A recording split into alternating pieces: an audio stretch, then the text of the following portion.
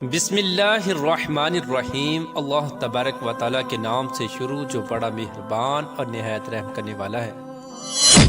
پیارے دوستو، قوم عاد اور قوم سمود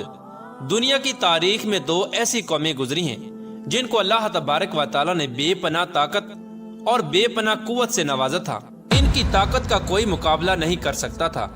یہ قوم دنیا کی لمبی ترین قوم تھی۔ ان کے جیسی قوم نہ ان سے پہلے آئی اور نہ ہی ان کے بعد اللہ تبارک و تعالیٰ نے ان کے جیسی کسی قوم کو پیدا فرمایا۔ پیارے دوستو، آج کی اس ویڈیو میں ہم قوم سمود کے بارے میں بات کریں گے جو قوم عاد کے بعد آباد ہوئی۔ قوم عاد دنیا کی سب سے پہلی طاقتور ترین قوم تھی۔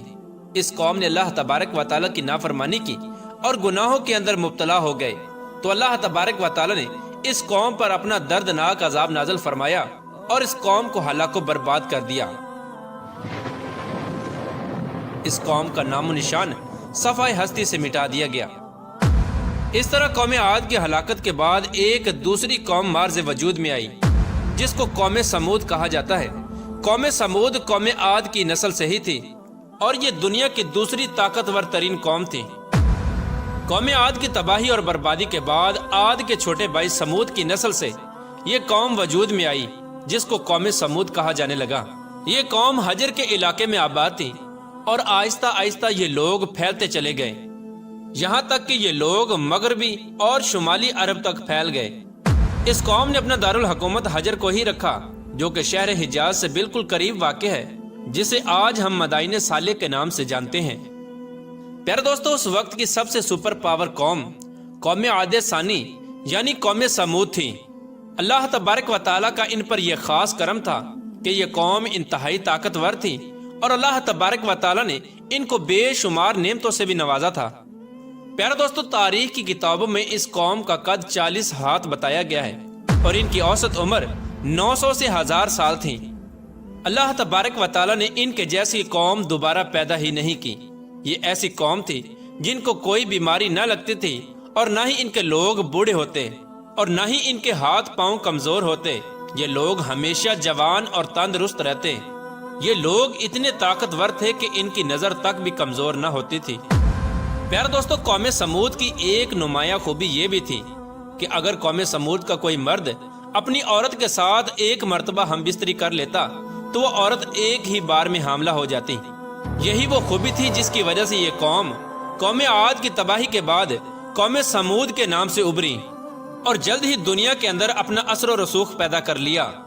ایسی شاندار قوم جس قوم کو اللہ تبارک و تعالیٰ نے بے پناہ طاقت اور بے شمار نعمتوں سے نوازا تھا، لیکن اس کے باوجود بھی اس قوم نے کون سا ایسا گناہ کیا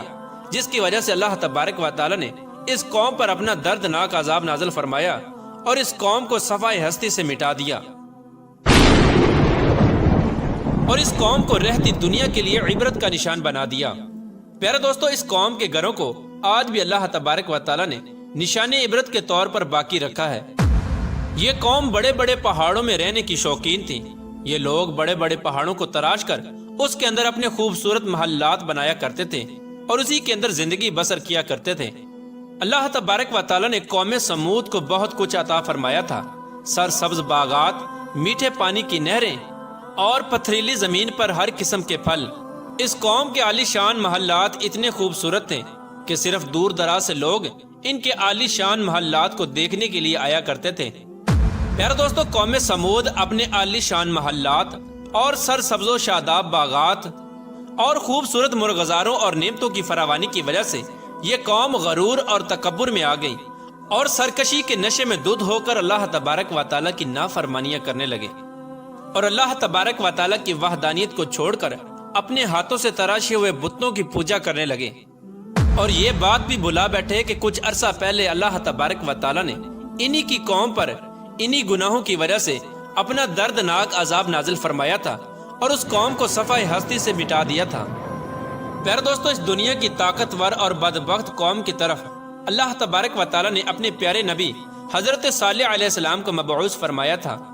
چنانچہ حضرت صالح علیہ السلام نے اللہ تبارک و تعالیٰ کے حکم کے مطابق اس قوم کو بت پرستی سے منع کیا اور اللہ تبارک و تعالیٰ کی وحدانیت کی طرف بلایا اور ایک سچے خدا کی عبادت کرنے کا حکم دیا۔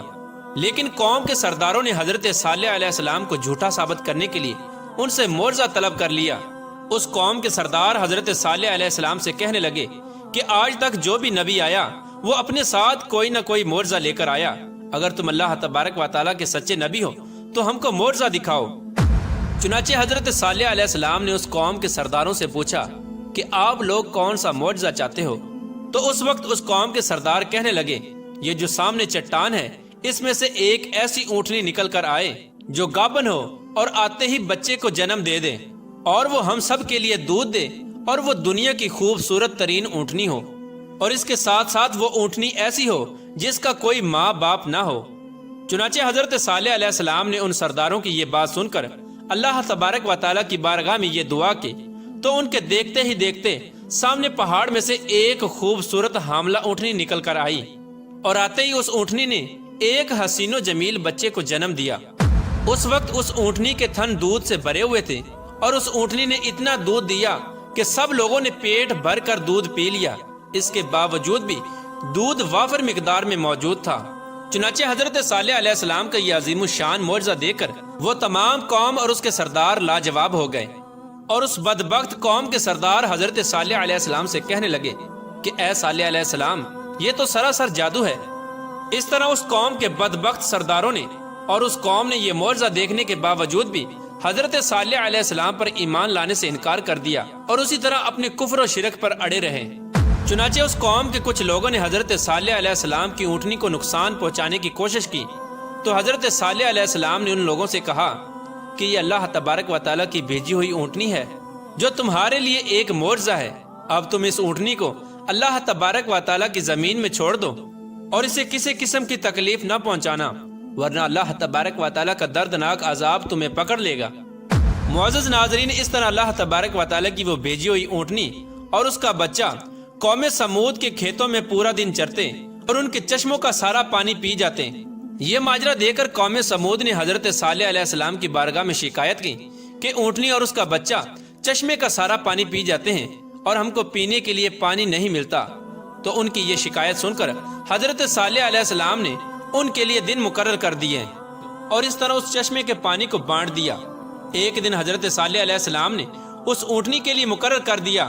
اور دوسرا دن اس چشمے کا پانی قوم سمود کے لیے مقرر ہو گیا۔ پیارے دوستو، جس دن وہ اونٹنی پانی پیتی اس دن وہ دودھ بھی زیادہ دیتی، اور دودھ اتنا ہوتا کہ دن اور رات میں ختم ہی نہ ہوتا۔ جس طرح کہ اللہ تبارک و تعالیٰ قرآن پاک میں اس بات کی طرف اشارہ کرتے ہوئے ارشاد فرماتا ہے،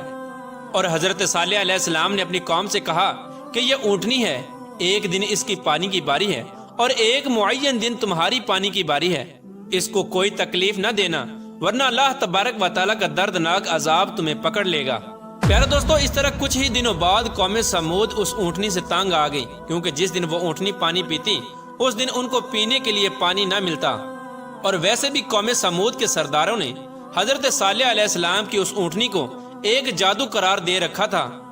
خیر، قوم سمود کے ایک طاقتور سردار کی بیوی جس کا نام صدوق تھا، اس عورت کے دو انتہائی خوبصورت اور حسین و جمیل بیٹیاں تھیں، ان کی عمریں 12 اور 14 سال تھیں۔ اس عورت نے حضرت صالح علیہ السلام کے بیٹے کو یہ لالچ دیا کہ اگر تم اپنے گھر میں موجود اونٹنی کو رات کے اندھیرے میں قتل کر دو تو میں اپنی دونوں بیٹیاں انعام کے طور پر تمہیں دے دوں گی۔ چنانچہ حضرت صالح علیہ السلام کی اولاد چونکہ نیک تھی، لہٰذا وہ اس عورت کے اس جال میں نہ پھنسے۔ پھر اس کے بعد اس صدوق نامی عورت نے پوری قوم میں یہ اعلان کر دیا کہ جو بھی شخص حضرت صالح علیہ السلام کی اس اونٹنی کو قتل کرے گا، میں اپنی دونوں کنواری بیٹیوں کا نکاح ان کو دے دوں گی۔ اس عورت کا یہ اعلان سنتے ہی اس قوم کے دو نوجوان جن کا نام مصدع ابن دہر اور کیدار بن سالف تھا، ان دونوں بدبختوں نے مل کر اسی رات حضرت صالح علیہ السلام کی اس اونٹنی کو ذبح کر دیا۔ اس طرح اللہ تبارک و تعالیٰ کی اس بھیجی ہوئی اونٹنی کو ذبح کرنے کے بعد قوم سمود حضرت صالح علیہ السلام سے کہنے لگی کہ اگر تم اللہ تبارک و تعالیٰ کے سچے رسول ہو تو ہم پر وہ عذاب نازل کرو جس عذاب سے تم ہم کو ڈراتے ہو۔ اس طرح اس اونٹنی کے قتل ہونے کی خبر سن کر حضرت صالح علیہ السلام بے حد پریشان ہوئے اور زاروں کی طرح رونے لگے۔ چنانچہ اس طرح اس اونٹنی کو قتل کرنے کے بعد اس بدبخت قوم نے حضرت صالح علیہ السلام کو قتل کرنے کا بھی ارادہ کر لیا، جس طرح کہ اللہ تبارک و تعالیٰ قرآن پاک میں ارشاد فرماتا ہے، آخر کار انہوں نے اونٹنی کو قتل کر دیا۔ اور اپنے پروردگار کے حکم سے سرکشی کی اور کہنے لگے کہ جس چیز سے تم ہم کو ڈراتے ہو، اگر تم اللہ تبارک و تعالیٰ کے سچے پیغمبر ہو تو اس عذاب کو ہم پر لے آؤ۔ اس طرح جب اس قوم نے اللہ تبارک و تعالیٰ کی بھیجی ہوئی اس اونٹنی کو قتل کر دیا اور اپنی نافرمانی میں حد سے زیادہ بڑھ گئے اور خود ہی اللہ تبارک و تعالیٰ کے عذاب کو طلب کر لیا، تو حضرت صالح علیہ السلام قوم سمود سے کہنے لگے کہ اب اللہ تبارک و تعالیٰ کے دردناک عذاب سے تم لوگوں کو کوئی نہیں بچا سکتا۔ چنانچہ حضرت صالح علیہ السلام کی یہ بات سن کر اس قوم کے 9 بدبخت لوگوں نے یہ ارادہ کیا کہ اب حضرت صالح علیہ السلام کو یقیناً قتل کر دیا جائے۔ چنانچہ یہ 9 افراد ایک پہاڑ کے پیچھے چھپ کر حضرت صالح علیہ السلام کا انتظار کرنے لگے کہ کب حضرت صالح علیہ السلام یہاں سے گزریں اور معاذ اللہ ہم ان کو قتل کر دیں۔ لیکن اللہ تبارک و تعالیٰ کی حکمت ایسی ہوئی کہ اللہ تبارک و تعالیٰ نے اسی رات ان 9 افراد پر پتھروں کی بارش برسا دی، جس کی وجہ سے وہ 9 کے 9 افراد ہلاک ہو گئے، اور صبح پوری قوم کے لوگوں نے ان 9 افراد کی لاشوں کو دیکھا۔ اس طرح اللہ تبارک و تعالیٰ کے دردناک عذاب اور ان 9 افراد کی لاشوں کو دیکھنے کے باوجود بھی قوم سمود اپنی سرکشی سے باز نہ آئی اور اسی طرح بت پرستی کے اندر مبتلا رہی اور اللہ تبارک و تعالیٰ کی نافرمانیوں میں مزید حد سے بڑھنے لگے۔ اس طرح جب حضرت صالح علیہ السلام کی قوم قابل ہدایت نہ رہی تو اس وقت حضرت صالح علیہ السلام نے اپنی قوم سے کہا کہ تمہارے پاس صرف 3 دن باقی بچے ہیں، جتنی چاہے عیش و عشرت کر لو اور شراب و شباب میں گزار لو۔ 3 دن کے بعد اللہ تبارک و تعالیٰ کا دردناک عذاب تمہارا منتظر ہے۔ جس طرح کہ اللہ تبارک و تعالیٰ قرآن پاک میں ارشاد فرماتا ہے کہ جب انہوں نے اس اونٹنی کو قتل کر دیا تو حضرت صالح علیہ السلام نے اپنی قوم سے کہا کہ 3 دن اپنے گھروں میں فائدہ اٹھا لو اور یہ وعدہ جھوٹا نہیں۔ اس طرح جب حضرت صالح علیہ السلام نے اپنی قوم کو اللہ تبارک و تعالیٰ کے دردناک عذاب کی وعید سنائی تو اس قوم کے بے شرم لوگوں نے حضرت صالح علیہ السلام کا مذاق اڑانا شروع کر دیا، اور اس قوم کے بے شرم لوگ حضرت صالح علیہ السلام سے یہ کہنے لگے کہ آپ ہی بتا دیں کہ ہم یہ 3 دن شراب میں گزاریں یا شباب میں گزاریں۔ تو حضرت صالح علیہ السلام فرمانے لگے کہ پہلے دن تمہارے چہروں کا رنگ زرد ہو جائے گا، اور دوسرے دن تمہارے چہروں کا رنگ سرخ ہو جائے گا، اور تیسرے دن تمہارے چہرے سیاہ ہو جائیں گے، اور چوتھے دن اللہ تبارک و تعالیٰ کا دردناک عذاب تم پر مسلط ہو جائے گا۔ چنانچہ حضرت صالح علیہ السلام کی قوم پر اس بات کا کوئی اثر نہ ہوا، وہ اسی طرح اپنی نافرمانی میں مبتلا رہے اور اللہ تبارک و تعالیٰ کی نافرمانیاں کرتے رہے۔ اور پھر حضرت صالح علیہ السلام کے حکم کے مطابق تیسرے دن ایسا ہی ہوا، جب ان کے چہرے کالے ہو گئے تو اپنے کالے چہرے دیکھ کر وہ قوم ڈرنے لگی اور ایک دوسرے سے کہنے لگی کہ نہ جانے کون سا دردناک عذاب اب ہم پر نازل ہوگا اور نہ جانے کس طرح کے عذاب کے اندر ہم کو مبتلا کیا جائے گا۔ چوتھے دن ایک زوردار اور خوفناک چیخ آسمانوں سے نکلی، جس چیخ کی وجہ سے تمام قوم سمود کے لوگوں کے کانوں کے پردے پھٹ گئے اور ان کے دل جیسے باہر آنے لگے اور روحیں جسموں کو چھوڑنے لگیں، اور چند ہی لمحوں میں وہ لوگ جہاں جہاں پر موجود تھے وہیں اپنی اپنی جگہ پر اوندے منہ گر گئے اور تڑپ تڑپ کر سب ہلاک ہو گئے۔ پھر اس کے بعد اللہ تبارک و تعالیٰ نے ایک ایسا دردناک زلزلہ بھیجا جس زلزلے کی وجہ سے انہی کے گھروں کو انہی پر گرا دیا گیا، جس طرح کہ اللہ تبارک و تعالیٰ قرآن پاک میں ارشاد فرماتا ہے، اور جب ہمارا حکم آ گیا تو ہم نے حضرت صالح علیہ السلام کو اور جو لوگ ان کے ساتھ ایمان لائے تھے ان کو اپنی مہربانی سے بچا لیا اور اس دن کی رسوائی سے محفوظ رکھا۔ بے شک تمہارا پروردگار بہت طاقتور ہے اور زبردست ہے۔ پیارے دوستو، اس طرح اللہ تبارک و تعالیٰ نے قوم عاد کی تباہی اور بربادی کے بعد ان کی نسل میں سے قوم سمود کو ہلاک کیا اور اس نافرمان قوم پر اپنا دردناک عذاب نازل فرمایا اور اس قوم کے لوگوں کو صفحہ ہستی سے مٹا دیا۔ اور اللہ تبارک و تعالیٰ نے اس قوم کے گھروں کے نشانات کو آج بھی باقی رکھا ہے تاکہ لوگ عبرت حاصل کریں اور اللہ تبارک و تعالیٰ کی نافرمانیوں سے باز آ جائیں۔ اس قوم کے گھر آج بھی لوگوں کے لیے عبرت کا نشان بنے ہوئے ہیں۔ اللہ تبارک و تعالیٰ سے دعا ہے کہ اللہ تبارک و تعالیٰ اپنے حضور عاجزی اور انکساری کے ساتھ زندگی گزارنے کی توفیق عطا فرمائے اور ان تمام گناہوں سے ہمیں بچائے جن گناہوں کے اندر مبتلا ہو کر پہلی قومیں ہلاک ہوئیں۔